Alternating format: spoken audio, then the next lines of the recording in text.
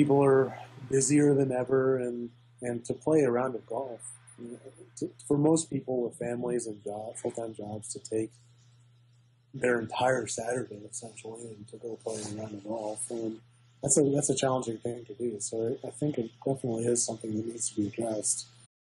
What's up, golfers everywhere? That's professional golf entrepreneur Jaacob Bowden, and we're going to talk pace of play, 150 mile per hour swing speeds. Of course, we're going to talk about speed golf and a whole lot more. So are you ready? We do it fast, we make it fun. Turn it up and enjoy episode 8 of the Pace of Change Golf podcast.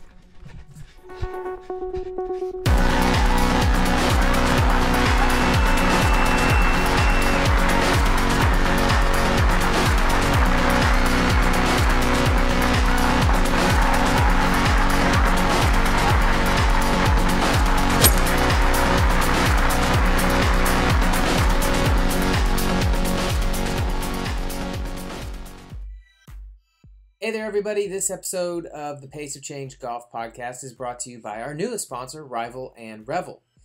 We all look forward to that next round of golf. I know I do. A trip with our old friends, or that rare moment out there by yourself. The sun's going down, you're pursuing your passion. Their goal is to make these valuable times of leisure more enjoyable, efficient, and relaxing. Offering a variety of branded golf accessories, clubhead tech covers, and the one and only Silo golf club carrier. This product is a game changer in the world of speed golf, and it may just be a game changer for you too. You should go check it out. Press stop right now if you have never seen it, and head over to their website, rivalandrevel.com. Check it out. Look, whether you're the super competitive player or the one that celebrates just being out there, Rival and Revel's mission is to help you make the most of it.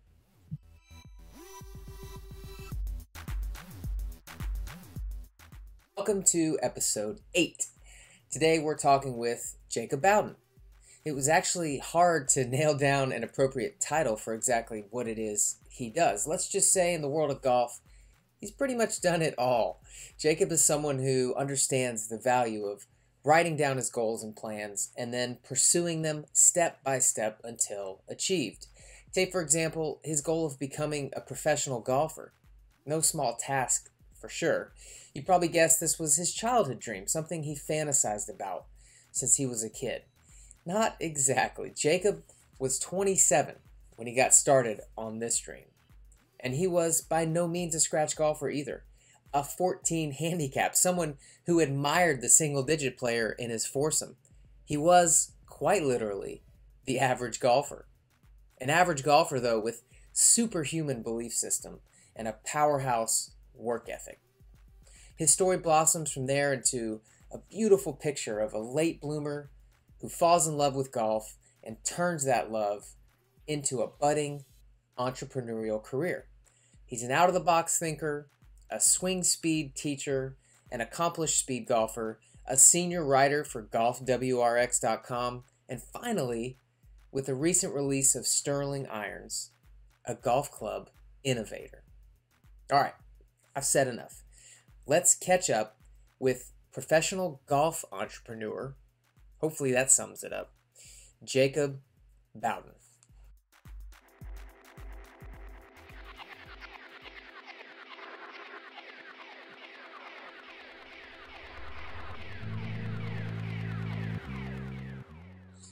All right, ladies and gentlemen, we have Jaacob Bowden on the podcast. Man, we're happy to have you, Jaacob. Welcome. Thanks. Appreciate you guys having me. I'm looking forward to chatting with you guys. Absolutely. Well, we always like to get started by asking you to give us a brief, 60-second self-bio on who Jaacob Bowden is. Well, most people probably know me for within my golf career. And I have a little bit, quite a unique background, I guess. I can't really think of anyone that has the background that I do. I started out as a 14 handicap adult age golfer. So when I was 27, I was just an average Joe golfer. So I have an experience of what it's like as an adult to be just, normal golfer. And then since then, I decided to pursue a golf career, and now I've played about 30 plus tour events. So to have the experience of that is very unique. But then also I've won professionally in long drive. I've competed in speed golf, as you know, at the World Championships, and I've started my own business, and it revolves primarily around swing speed training. I come from a family of teachers, a popular teacher in the top 100 most popular teachers list. And then now, most recently, my friend Tom Sean and I are coming out with a line of single-length golf clubs. So I really have a very, very diverse, unique experience within the golf world. So essentially, when we ask most people what their introduction to the game was, probably the most common story we hear is, well, I was a young kid at the age of, 10, and my dad took me out to the golf course, and that's how I got into it, and I started taking lessons, and I've loved the game ever since I was a little kid, which has been my experience, and dude, your experience, and so, what was your experience of golf, or what was your knowledge of golf then as a teenager, as a kid in high school, as somebody coming up through college? Did you dabble in it at all, or when was your introduction, even though maybe you weren't playing the game? That was sort of my experience. I don't remember the exact age, but probably around 12 or 13. My dad took me out to a golf course, and he was probably at the time maybe 14 to 16 handicap, pretty average golfer. And I didn't play a lot, but we went out 3, 4, 5 times a year or so. It was more just something to do, to hang out and to be involved in sports. And my first love from the sports standpoint was more baseball and basketball. I ended up going on and playing basketball in college, Division II basketball, and then I had a tryout with the Twins for baseball. I didn't really even consider golf as a career until probably my mid-20s, when all of my other sports aspirations had basically fizzled out. I remember, being an adult age average golfer. I remember as an adult being 14, 15, 16 handicapper, and anyone with a single digit handicap, I was like, whoa, you're so good. So that was one of the more challenging things, I think, that I had to come over as I became a better golfer, was this mental image that I had of myself. Here I was an adult, and I was just an average golfer, and then my skills developed faster than my belief in my skills. To me, that's like 90% of most people's golf game, right? If you don't believe that you can be a 5 handicap, you'll never be a 5 handicap. So let's get into that more. Like, how long did it take you to convince yourself that, yeah, I can be scratch or plus or whatever? Well, I was 27, and I started the little golf journey in 2003. I think I had my first tournament round in the 60s in 2007. So it took, but in the very first year, in 2003, I'd shot a round of golf on my own under par. So, in that first year, my skills developed really quickly when I was on my own, but when it came time to play in front of other people and play in tournaments, it took a while to really get to a point where I could do it when more people were around. Yeah, I don't know a lot of people that are 27 and 15 handicap that ever end up shooting in the 60s, much less becoming single digit handicappers. I mean, it's very rare, but it's kind of easier to see now with the tennis background, the baseball background. It's easy to see how these variety of sports contributed to your ability at the age of 27 to adapt all of that to the golf game and quickly improve. I think being successful at doing that at 27, I remember when I set out to do that, I put together a plan of how to go from point, I'm here, point A, this is honestly where I'm at, and point B, I'm going to shoot for the stars, I'm going to go here. How do I do that? And then looking back, I had previous sports experiences of how to improve and how to make myself better. So I used that experience to develop a plan to get myself to improve in golf.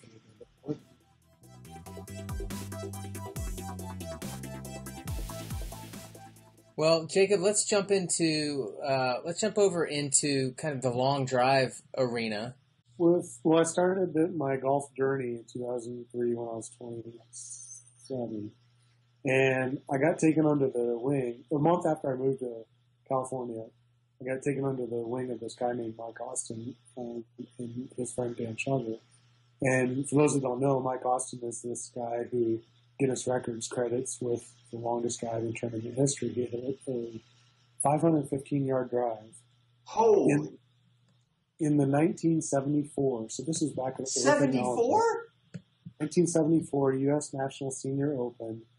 So this is, persimmon wood, steel shaft, ballada ball, like old technology. And he was 64 years old at the time. So to get to be taken under the wing of that guy was really, really a neat thing.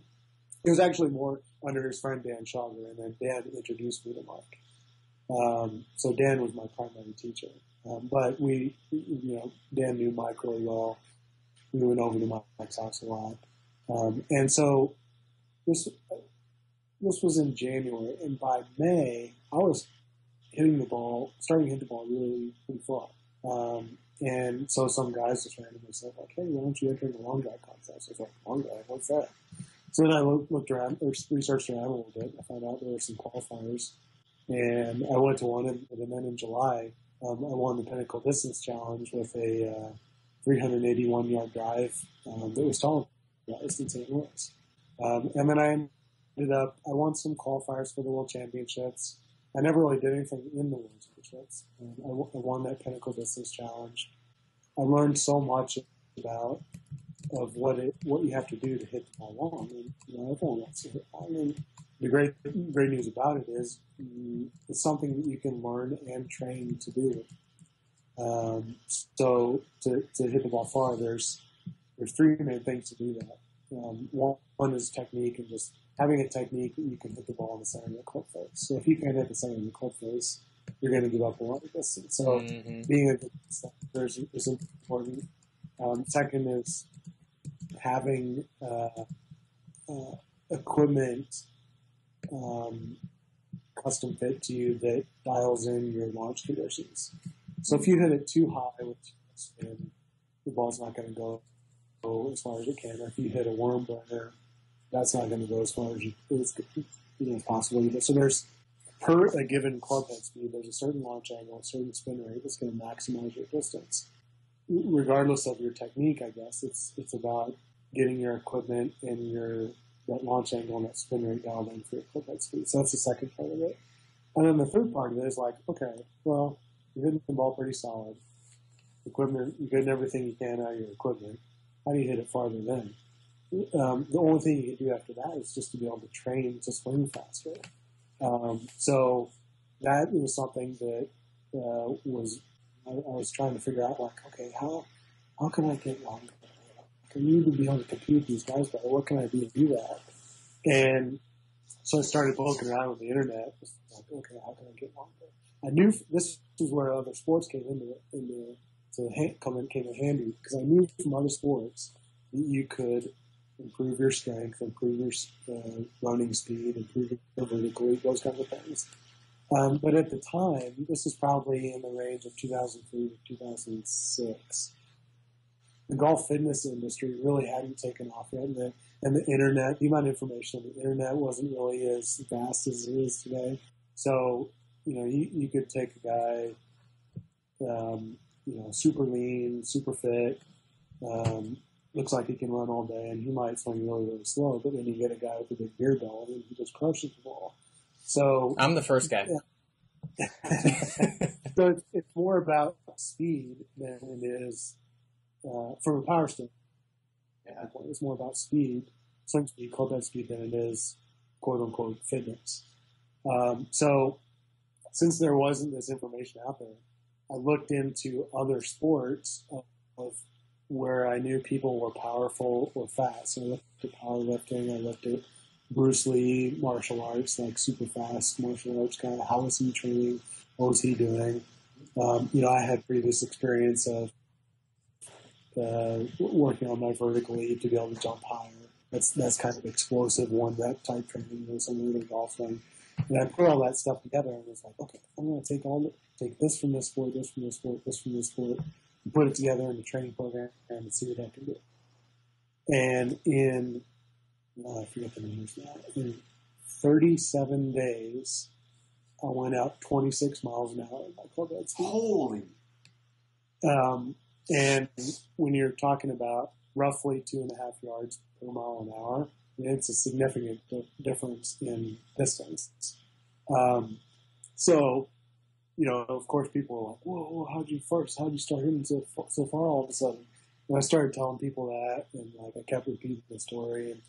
And then at the time, I was looking for sponsors for my golf. So it's like, I was having trouble getting sponsors. So it was like, what could I do?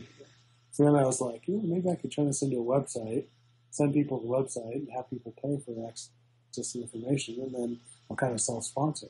But before I do that, I need to test this on some other people to make sure it's not just me. Like, will this work on other people? And I also knew that, I was going super, super hardcore, and average Joe weekend golfer isn't going to have time to do all the training that I was doing. So I took the bare bones out of that training program and was like, I'm going to try this on 5 of my friends, different ages, different handicaps.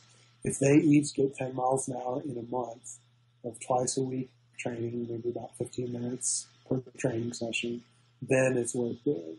And they all got 15 minutes twice a week. That's it. Yep. Wow. And they all got 12 to 16 miles an hour. So the main pieces of that, the main takeaways for people from that are, most people, even professionals, don't work on their speed at all.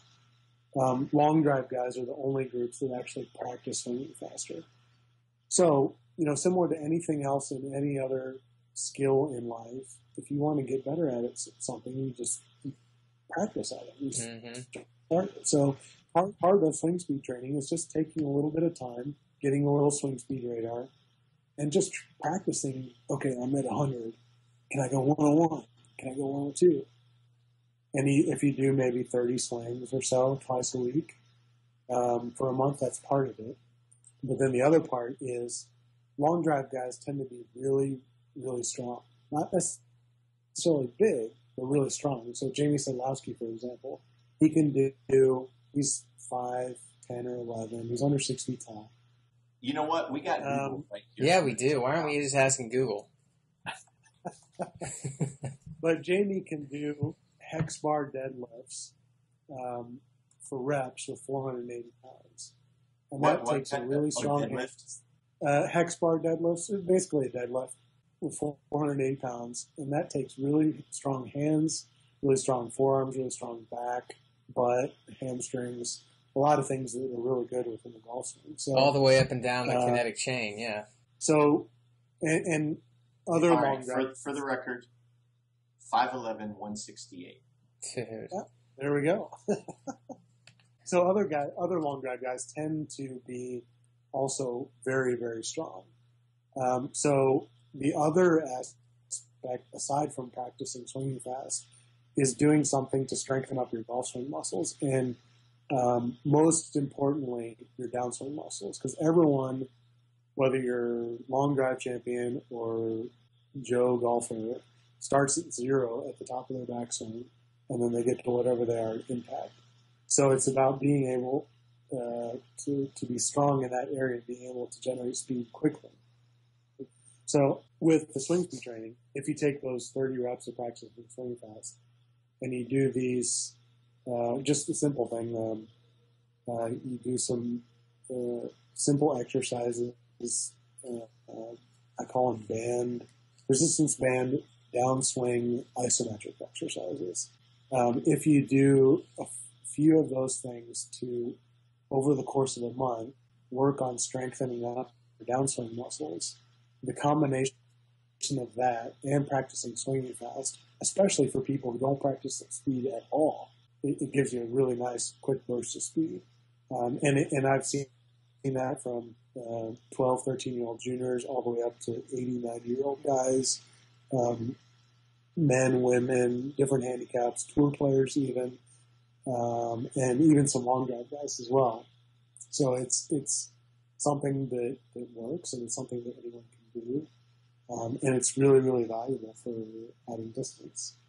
So my venture into long drive and learning about all those things and discovering all those things and experimenting, figuring out those things, it was a really, really valuable thing to do in hindsight.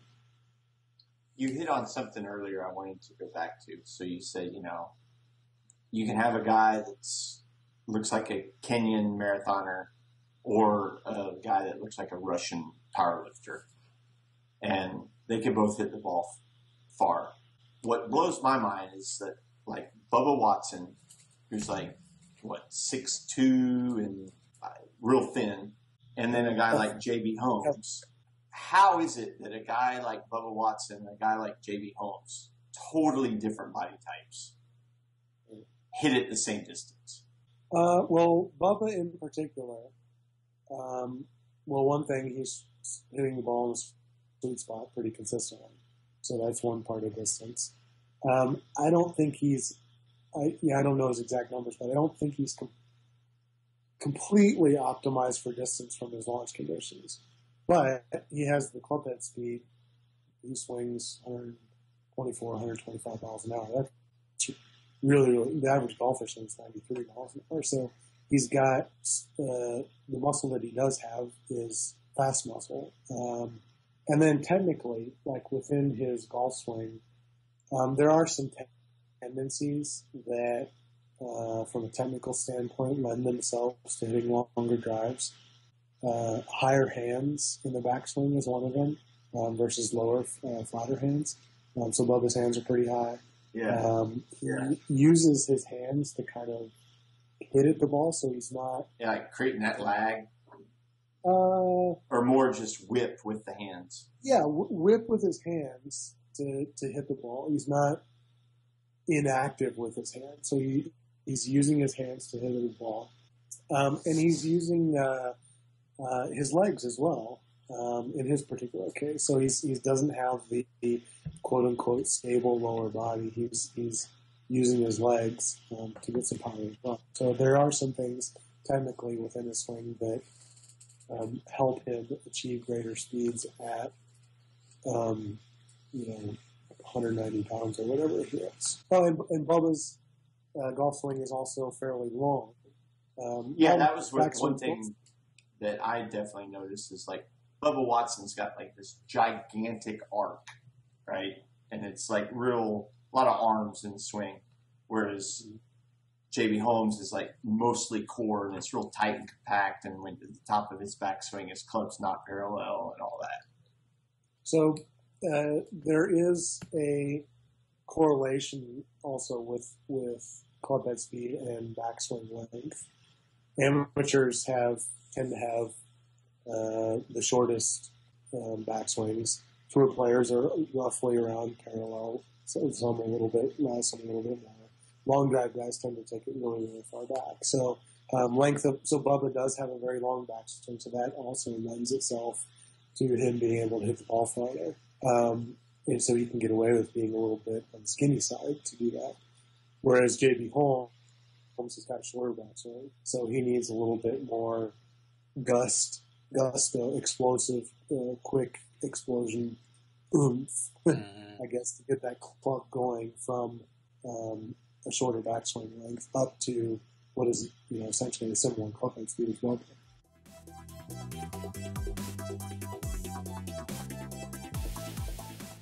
So I'm 37 years old, and I've seen where kind of the peak of my swing speeds were back in my late 20s without any swing speed training. I think I got up to 112 or 113 with a driver, which I was happy with. Now I don't think I can even get over 110. And I feel like I'm swinging at it technically better than I ever have. How much does age have to do with kind of starting to lose a little bit of swing speed? There is. I wrote an article about this for Golf WRX. I forget the name of the article, but I read that article. We'll post the link. We'll post the link, dude. You give me the link. We'll post it in the show notes. Basically what I did was I took 600 or so tour players from all around the world, from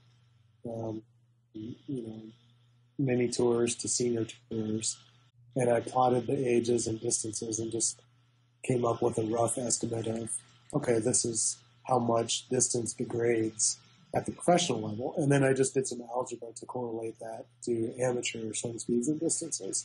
But so there is, the guys, from a statistical standpoint, the bell curve of people, the bulk of people are going to be swinging fastest if you don't do anything for your swing speed in their late 20s. And you can kind of hold on to that in your 30s, and then if you're not doing anything, then it definitely dips off in the 40s. And interestingly, there was a big drop-off after 50, and I kind of wonder if some of that was a little bit mental, like at the professional level, because guys, they go to the quote-unquote senior tour. So maybe they think, oh, I'm a senior now, so I can't swing as fast as I need to. Oh, I got to interject here because I have something that's right on point.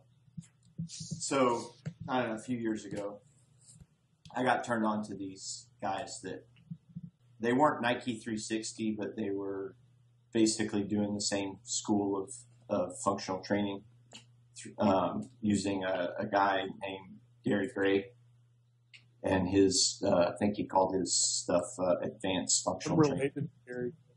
Are you really? Yeah. What relation? So I guess, let's see, he's my step uncle. Oh, wow. So my cousin married his son. So you know all about his work?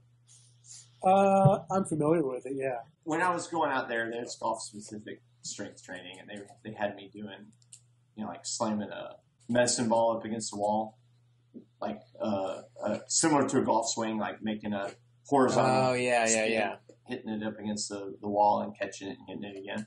So to be brutally honest, most of the people that participated at this place were aging baby boomers trying to hold on to whatever strength they had, So when I would slam the medicine ball against the wall, it was like twice as loud as all of these guys that were in their 50s and 60s, I come in one morning and there's a guy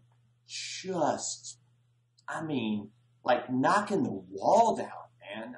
Just killing it, like twice as loud as I do, right? And I'm already twice as loud as the other people. I'm like, who in the world is this guy? And I walk around the corner.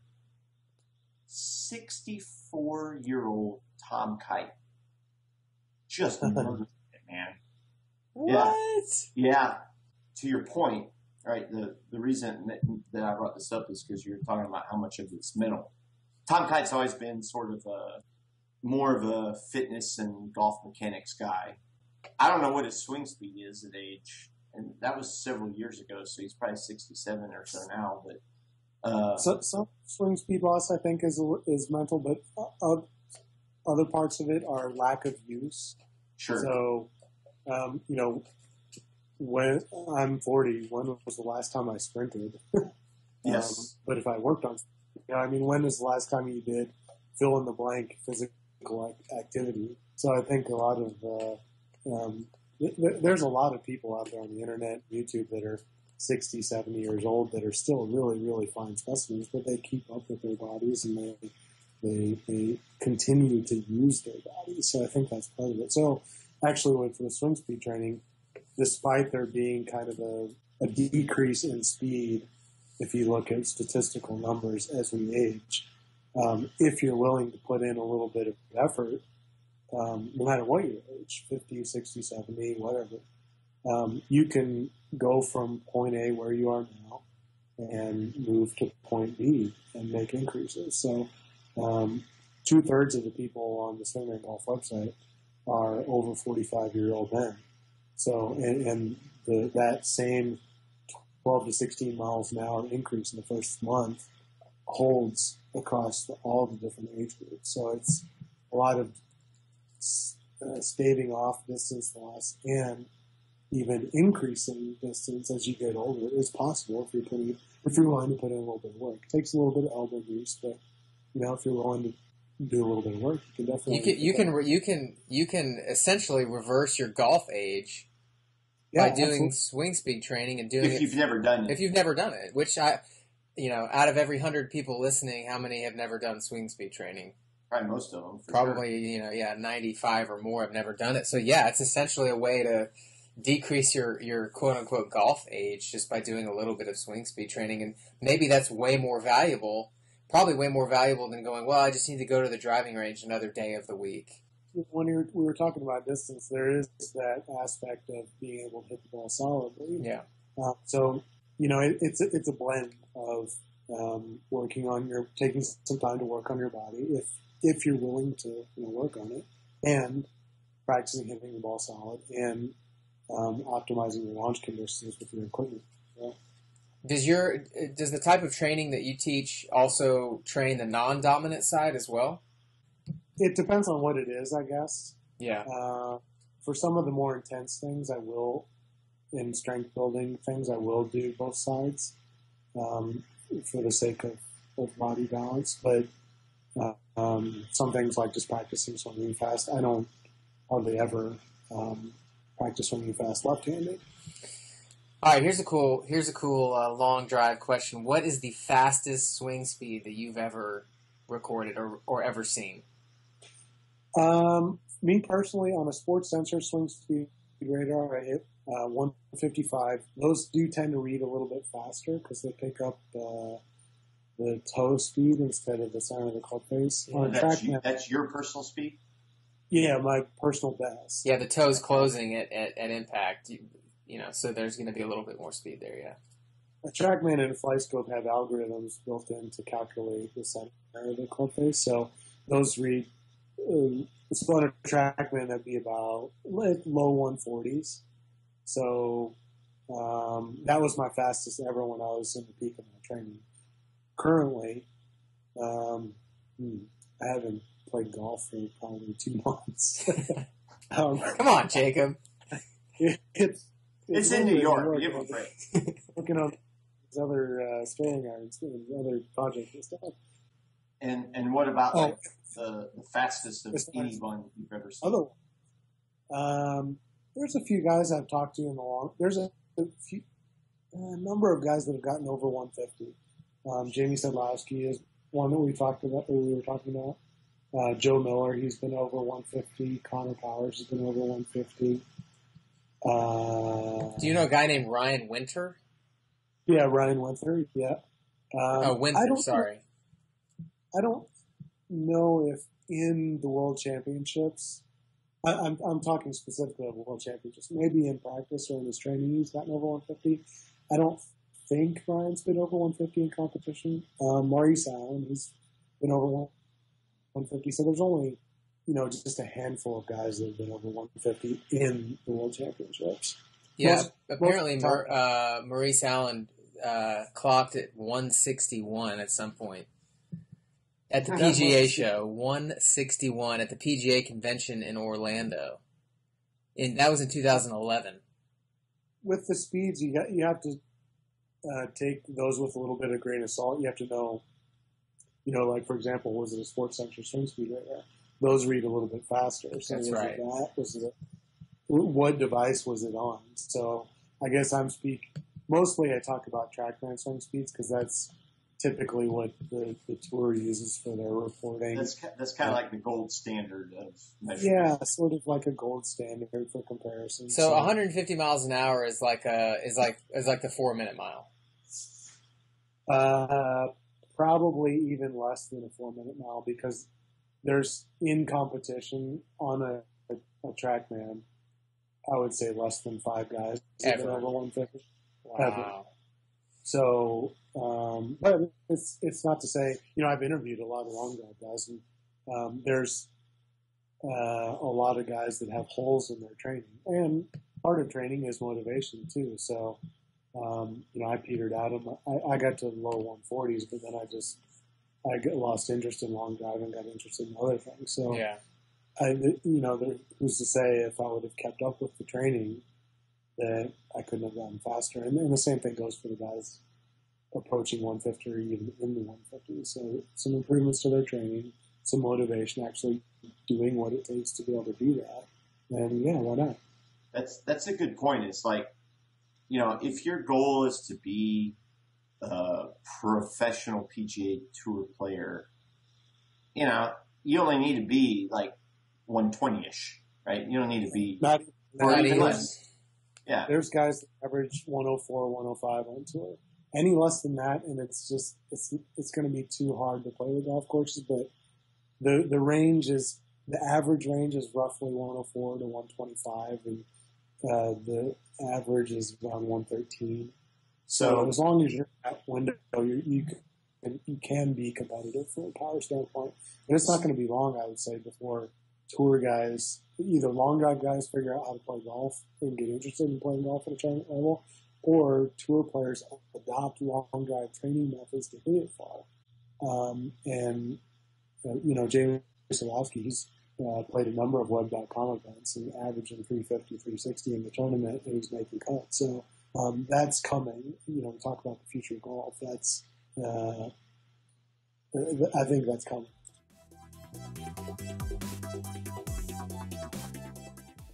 So let's switch from one obscure sport that you can't make a living at it to another. Speed golf. So I really enjoyed your article in Golf WRX. How speed golf can help your golf game. Uh-huh. So you don't still compete in speed golf? I competed in the inaugural year of the World Championships in 2012. I finished fifth that year. I competed in 2013 as well. I finished 12th that year. I had just a really bad scoring day on the first day, and then the second day I had my shot put on the second day. You're one of 5 guys to ever shoot even par in the World Championship. Right. So, in speed golf, my golf skills are probably my strength. I'm not as strong of a runner. I ran in the World Championships. Fastest I ever did band and dunes courses were around 55 minutes. I really think speed golf is great. It's a lot of fun. Great way to stay in shape. A great way to learn new skills about golf and how to play golf. So for the listeners who didn't read your article, what are the skills you learn in speed golf that help your regular game? I think there's a number of things. One, you don't realize how much overthinking and taking too much time over a shot can really wreak havoc on your game. Speed golf helps golf become more reactionary. And it's a little scary. It can be a little scary to play that way at first, but then once you get used to it, the body adjusts really, really well to it. And you can perform as well or even better than what you might normally do for regular golf. So I think taking the thinking out of it, the overthinking out of it, over-analysis out of it, spending too much time planning a shot, that's certainly one thing. Another thing is it gets, with speed golf, what's the max clubs you can carry? 7? Yes. Okay, so instead of playing with 14 clubs, you have 7 clubs. So that's less clubs you have to play with. So it gets you out of the mindset of, okay, I'm at 150 yards. That's this club and this club only. You have to learn to play shots and to create shots. And that's another thing that's a little bit scary. Like in speed golf, you come up to a shot, and as you're approaching a shot, taking time to check the distance wastes time, so it hurts speed golf. I guess having less clubs to choose from makes it easier to make quick decisions. So is it an 8-iron or an 8-iron? I think I'll take 8-iron. Yeah, I can't get wedge there, or gap wedge there, so it's got to be, I'm going to get the 8. So learning to play shots instinctually without knowing the distance is another really valuable skill. That helped me play. I think I was pretty good at that because I lived in Europe for 7 years. So over there, it's a lot more about shot making and strategy. And so I had no problems going into speed golf already, hitting a 6-iron 100 yards, or a wedge 100 yards. It didn't really matter. But speed golf helped me develop those skills. Speed golf made me a better golfer. So that was one of the things you were talking about in that article. There's a drill that you can do to develop that. I call it the all clubs, all flags drill. And when you're at the driving range, take every club in your bag and hit it to every flag. So the 100-yard flag, take your sand wedge and hit, if you hit your sand wedge, that's hard. Take your 8-iron, take your 5-iron, take your 3-wood, take your driver and hit it 100 yards. And then go to the 125-yard flag and do the same. And then, so that's a good way to kind of develop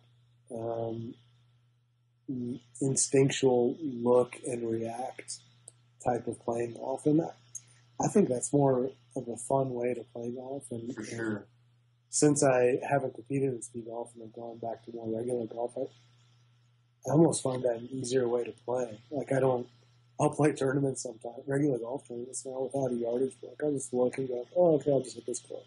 Yeah. And I do. And it's amazing how good your instincts or your instinctual distance control is if you trust it and you let it go and you practice it a little bit. So that's another thing I think people can really get out of. I think two things about the listeners, the golfers out there listening, in terms of speed golf. Number one is maybe not even running or jogging or even playing golf in between shots faster could be the first thing that you could do. Take half the clubs out of your bag and go play golf. Mm. I think number one, like you said, you're going to learn to be more creative, less technically mental-minded. And number two, you're not going to take as long to make decisions because you've got a 6-iron and an 8-iron. So it's either one or the other, or you've got a 7-iron and a 9-iron, whatever it is. You lose the option to have to sit there and struggle over, should I hit the hard 7 or the easy 6? It's just, I got to hit the easy 6. And you also with that, you allow yourself to you pre-accept the mistake if it's going to be a mistake. Yeah, your expectations go way down. Yeah, there you go. And you relax. Right. So when expectations go down, performance often goes up. Absolutely. So moving on to performance, let's talk about your most recent project, which are called Sterling Irons. How did you get into that? And tell us exactly what Sterling Irons are or are going to be. Well, I'm one to think outside the box when it comes to golf and life. So when it came to equipment, in 2007, I came across a company called One Iron Golf, and they made a set of single length irons. And I was like, oh, that might be an easier way to do it. Like if all the irons are the same length and same lie angle and same weight and club head weights, swing weights, same MOI, all those things, I could just make one iron swing, and it would really simplify iron play. I want to try that. So I bought myself a set, and then a month later, I shot my first tournament round in the 60s in a tournament. I knew what I wanted to do with the single length irons, but I didn't know how to make golf clubs, and I didn't have any contacts to do that. I had no idea what to do. But I had become friends with Tom Wishon, who owns Wishon Golf, and Tom's been making clubs for 30 years or so. For the people, the listeners who don't know, Tom Wishon is like an icon in club design. He's worked for many major manufacturers, come up with innovations in club design. He has his own club line. He's the man when it comes to club design. He was a VP at GolfWorks. He was an executive at Golfsmith. Totally. He's like the club making guy. And how I came to meet Tom was I think this was back in 2006. I was reading one of his books to learn about equipment and club making, so I could figure out a way to make my game better. And then I had a question. I just sent an email in to Sean Golf's website and figuring some random customer service person would answer me. And lo and behold, he answered my question. I was like, whoa, Tom Michon, the Tom Michon answered my question. So then we over the years, we kind of became email pen pals, and then we ended up meeting up together and became friends. And so I asked him one time, I was like, hey, Tom, I really like the single length iron concept, and there's these problems within the industry. The groove, at the time we first met up, there was the groove rule issue. I wanted to make something that looks cool. I wanted to make something, typically with single length irons, there was a little bit of distance gap bunching between the clubs, and also the higher lofted clubs went a little too far and too high, and the lower lofted clubs went a little too low and not far enough. So you said there was some distance bunching, meaning the longer clubs go shorter, the shorter clubs go a little bit longer than normal, and so you get this less of a discrepancy. Right. So I went to Tom and was like, hey, these are the problems that I see within the single length iron market. Do you want to do something together and make our own set? And for the first time I asked him, he said no. But then at some point later I asked him again. Somehow I'd forgotten about it, but then I came up and asked him again. And he said yes the second time. So I went out to Durango, Colorado, and we just started hashing it out on the whiteboard. And this was October 2013. So It's been two and a half years in the development. And then we finally, Tom, being the brilliant club maker that he is, figured out ways to solve all these problems that I was aware of. And he had all the contacts and knew how to make all the clubs and knew how to do all the CAD drawings and make the models. And, he knew all that stuff. So it was really awesome getting to work with him on that. And then, so now the first inventory is just about to come in and we're about to launch. And Golfworks just did a really nice cover story on us. So we're about to launch. I'm really excited about that. I guess thinking about the future of golf and changes in the golf industry, single length irons is something that I think could be really big. Bryson DeChambeau has been getting a lot of press lately. He won the U.S. Amateur last year and the NCAA championships. Only 5 guys have done that. I think it was 5. Tiger, Nicholas, Jack, Nicholas, Nicholson, Ryan Moore. Just a few guys did it, and then Bryson kid did it, and he's going to be playing in the Masters this year. And so he's been bringing some, I think, well-deserved attention to the single-length iron market, which is really, really fortunate for us because it's absolutely. It is. It's awesome. So I'm a little unclear on who makes Chambeau's irons. I know he was working with Adele, and then right. Is he playing TaylorMates now? No, you're right. David Adele from Adele Golf did make his currently used single length irons. An interesting story about that. I know David as well. And after Tom had originally told me no to doing the single length project, I happened to be in Texas for that Adams Tour Development, and while I was there, I stopped by Adele Golf and talked to David, and I was like, hey, David, do you want to do this together? And he was like, oh, no, I'm not interested in doing this. But then, just recently I found out that later, a couple months after that, Bryson went to him and asked him to make a single length. I don't know if it's for sure, but I think I might have planted the bug in David's head to build Bryson's clothes. But it worked out great anyway. Those guys get along really well. Tom and I are great friends, and it gave me a chance to collaborate on a project with him. And David originally wasn't going to produce single length irons for the public use. It's just too costly for him to do. So he was just going to limit it to the ones he did for Bryson, or unless you wanted to pay a whole bunch of money, then he do like one-off sets for you. He made, like, if you want your own one-off set of these badass custom irons with your own paisley design on the back or whatever you want, you can pay David $5,000, $6,000 and he'll make it for you. But I've heard recently that since, Bryson has been having all this great success, it'd be kind of it'd be smart for him to come out with his own line. So I've heard that he's in the process of doing that. Let me ask you, just for the listener who has been listening to us talk about single length irons, I mean, get a little bit more technical and help them understand what is so special about single length irons.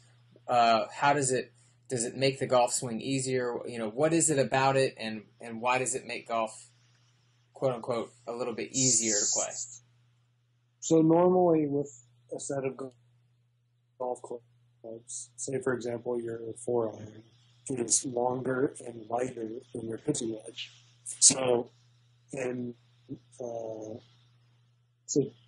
with single length irons, they're all designed with the same club head weight to be able to accommodate one single shaft length from club to club.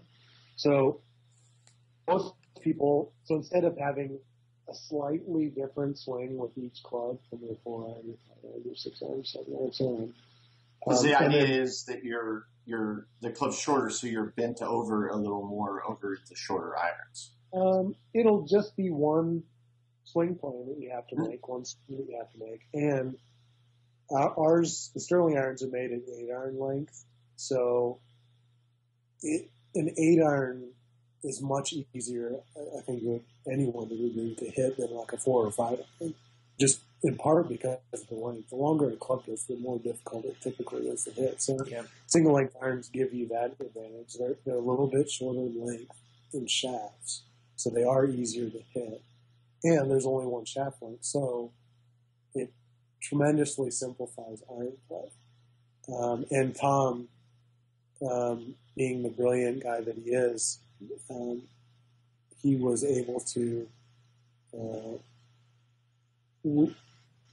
figure out how to get all the distance gapping, and trajectories that you would expect for a conventional set of clubs built into the same length clubs. So you get the inherent benefit of making one single iron swing on one swing plane with the Sterling iron, but you also get the distance and trajectories and gapping that you're used to with an old set of golf clubs. At least that's the way we designed this particular set. What is the cost of a set of Sterling irons? Let's say 3 through P-Dep pitching wedge. This first set is going to be 5 through sand wedge. Okay. So 6, 7, 8. So 8 clubs. And I think we're looking, depending on if you get graphite or steel, somewhere in the 800 to 1,000 range. We're still sorting out the pricing, but it's competitive with any other set of golf clubs that you see. Wow, that's great. What's preferred? What is Tom's recommendations? Graphite or steel, or does it depend on swing speed? He's really, really big into custom club fitting, so it's person dependent. So personal preference, and from a club fitting standpoint, it's just what fits your swing and game best. Well, we're hoping that we can get a speed golf set of irons going, and then trying to employ it out there while we're playing fast. I'm really excited about that, and look forward to working with you guys and talking more about that. Let's talk lastly just about the state of the game, and especially with slow play being a major issue, pace of play being a major issue. What are your thoughts on that, and how do you see that changing in the future? Yeah, I think that it is definitely an issue, slow play.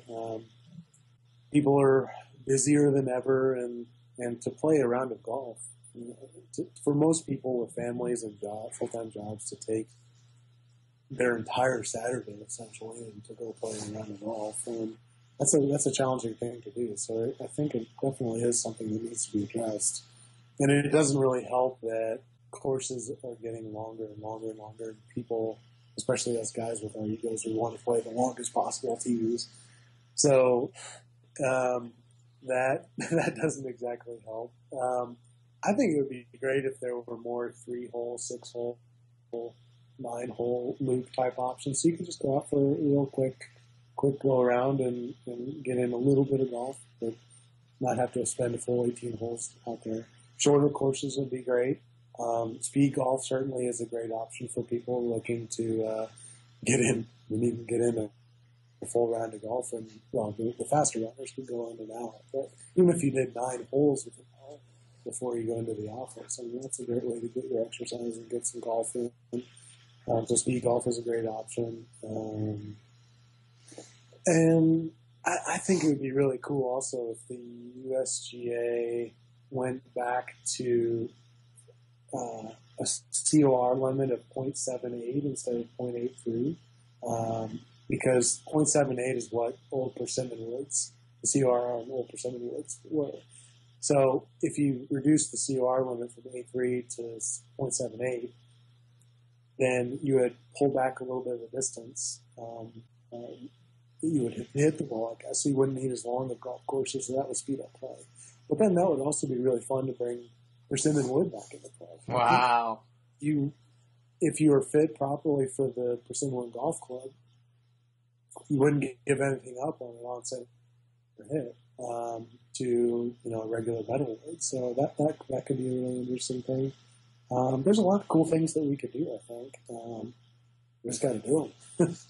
From the golf club manufacturing perspective, that's not such a bad idea either, because now you can shift a lot of your R&D dollars into how can we start creating persimmon woods, and we use this kind of wood and not that kind of wood, and we cut it this way and we do it that way, and people are going to buy whatever these club manufacturers are out there marketing, but it's just this opportunity to hop over to another side, generate interest, grow and stay profitable by starting to offer these newer materials. And at the same time, you're dropping the COR, which I'd like you to define what that is, but you're dropping that, and so therefore a course is going to be shorter, and that's one way to attack this pace of play issue. So you're kind of killing 2 birds with one stone without putting these golf club manufacturers at risk of going under or losing money or not selling as many clubs or whatever. So COR is an acronym for coefficient of restitution. So in more layman's terms, what that means basically is if you shoot a golf ball out of a cannon at a golf club at 100 miles an hour, it can't rebound back to you more than 83 miles an hour. So persimmon wood doesn't quite have the spring that metal woods do. So if you shoot a ball at a persimmon wood driver at 100 miles an hour, it comes back at 78 max. So I think it'd be cool to rein in the restrictions on metal wood performance back to 78 miles an hour for that test. Is this related to the so-called trampoline effect? Yeah. That's what average people call it, maybe. Right. So basically making the metal woods less trampoline-like, less springy, and get them to the level of what woods were, so that we can play hickory woods and persimmon woods again. I thought the USGA put limits on the trampoline effect. Did they not? Oh, they did. So if 0.83 is the highest you can go. So 0.83. So like take PXG for example, Bob Parsons' new club manufacturing. He talked about creating the thinnest face ever created. He boasts the largest trampoline effect, but how does he stay within USGA rules and regulations of this 0.83, and yet still hasn't everybody figured out what the thinnest could possibly be? Well, that's the thing. If you're gonna have your clubs be USGA conforming, then they can't exceed that level, no matter what kind of marketing But terms. It's word on it. But .83 is only for drivers. My understanding was that .83 was for the driver, and that they weren't having the same issue with the other clubs, and that's why now 3 woods are going just as far. 3 woods are going just as far, and they're not. It's not the same technology either. They've got that. A lot of the 3 woods have that speed slot, I think is what TaylorMade calls it or whatever. Yeah, you're starting to see that within the major OEMs. That was one of the great things about Tom Sean is he's been doing these high COR faces, so the really springy faces on fairway woods and the hybrids and the irons since 2003 or 4 or 5, long time. So our Sterling irons actually, the 5, 6, and 7 actually have high COR faces. So if you put the 5 iron dead square to dead perpendicular to a ball strike, it's going to be an 830 COR. So how much? 0.83. If you shoot a ball straight on to one of the 5, 6, or 7 irons and the Sterling irons at 100 miles an hour, it's going to come back at 83 miles an hour. Wow! So Tom's been doing that for a long time. And was that one of the solutions for how to take care of that distance gapping, club gapping? Yeah, that did help with the distance gapping. So our 8 through sand wedge are typical. They're made out of different metals too. So the 8 through sand wedge are kind of normal, I would say. Yeah. To get a little, and we space those out by loft. And then, so, cool. And then with the 7, 6, and 5 to get a little bit more distance to fix the gapping issue and to get a little bit more shot height as well. Those are made with the high COR faces to get them to pop a little bit more.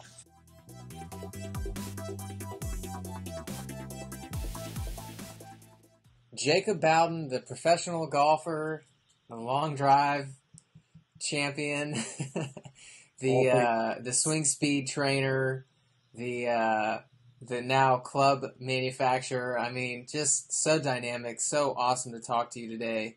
How can people follow you online if people want to read more of your material or get more information about how they can speed up their swing speeds? How can they follow you? I guess primarily, if you want to simplify it, just my personal website, jaacobbowden.com, and then there's links to Facebook and Twitter and all that stuff too on there. All right, Jaacob with 2 A's, man. Great to talk to you today. Thanks for coming on to the Pace of Change Golf podcast, and thank you for everything that you're doing in the industry to think outside the box and to push the game forward and to help the game evolve in the 21st century, man. Yeah, I really appreciate the time. It was a lot of fun talking to you guys. I could talk about this stuff forever. Maybe we'll have to do it again sometime. Absolutely. You got it, man. We'll do it again. Okay. Talk to you. Okay. All right, episode 8 in the books. I hope you enjoyed our conversation with Jaacob Bowden. Definitely want to encourage you to check out his swing speed training program.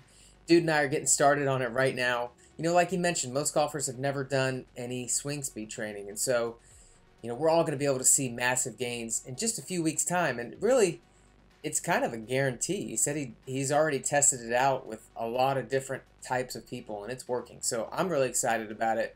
You should give it a try as well. For his unique view on current topics and events in the world of golf, follow him on your social media platforms of choice. He's on Facebook, Twitter, Instagram, and YouTube. And he might be other places as well, but it's at his name, Jaacob Bowden, Jaacob with 2 A's. You can support our efforts by following us on Facebook, Pace of Change, Twitter at Pace of Change Pod. We're also on YouTube.